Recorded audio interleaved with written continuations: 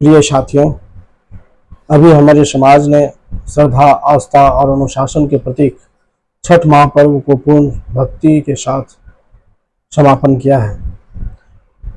जिस तरह से छठ में हम सूरज भगवान से प्रकाश और ऊर्जा की कामना करते हैं, उसी तरह अब समय है कि हम लोकतंत्र के दूसरे महापर्व चुनाव में अपने मत के प्रकाश से राज्य और देश के भविष्य को अवलोकित करें। छठ हमें संयम, त्याग और सामूहिकता का पाठ सिखाता है और चुनाव में हमें जिम्मेदारी, विवेक और एकजुटता की परीक्षा देता है। दोनों पर्वों का सार एक ही है, समर्पण और सुधार। जिस तरह छठ का एक अर्घ अधूरा रह जाए तो पूजा अधूरी लगती है, उसी तरह अगर एक मतदाता मतदान से दूर रह जाए तो लोकतंत्र अधूरा रह जाता है। साथियों, खगड़िया की धरती हमेशा से जागरूक मतदाताओं की रही है। यहाँ के लोगों ने अपने विवेक से कई बार इतिहास रचा है। आज फिर वही समय आया है। मतदान का समय है। एक वोट सिर्फ एक निशान नहीं होता, बल्कि यह हमारे आने वाले 5 वर्षों की दिशा तय करती है। इस बार खगड़िया विधानसभा में कुल 10 प्रत्याशी चुनाव मैदान में हैं, 5 दलीय और 5 निर्दलीय। हम सबको यह समझना होगा कि लोकतंत्र में हर उम्मीदवार का सम्मान होना चाहिए। निर्दलीय प्रत्याशी राजनीति में नई सोच और वैकल्पिक राजनीति के प्रतीक और सूत्रधार हैं। उनका साहस सराहनीय है, लेकिन मित्रों, साहस के साथ साथ सत्यापन भी उतना ही जरूरी है। हमें देखना होगा कि जिन निर्दलीय प्रत्याशियों को हम विकल्प मान रहे हैं, वे वास्तव में कितने ईमानदार, कर्मठ और समाजसेवी हैं।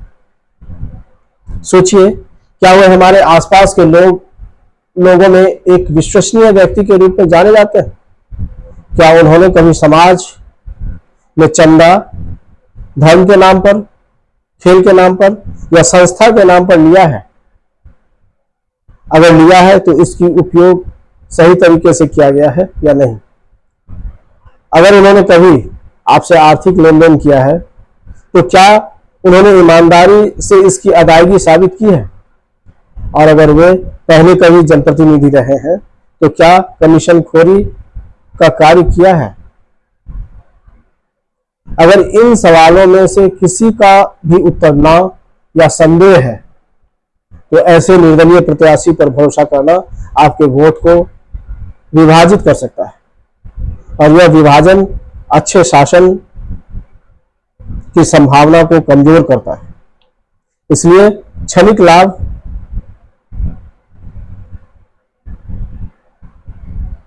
या निजी संबंधों से ऊपर उठकर सोचिए। आपका वोट किसी व्यक्ति के लिए नहीं, बल्कि एक नीति, एक स्थिरता और बिहार की दिशा और दशा के लिए होनी चाहिए। आज बिहार की राजनीति मूल रूप से 2 गठबंधनों के बीच है, एनडीए गठबंधन और इंडिया गठबंधन। अब यह फैसला आपको करना है कि आपका और आपका वोट बिहार को किस ओर ले जाना चाहता है। क्या आप फिर से अराजकता और जंगल राज की ओर लौटना चाहेंगे, या स्थिरता, विकास और औसत लेकिन सुरक्षित शासन को अपनाना चाहेंगे? एक समझदार मतदाता वही होता है जो भावना में नहीं, विवेक में वोट डालता है।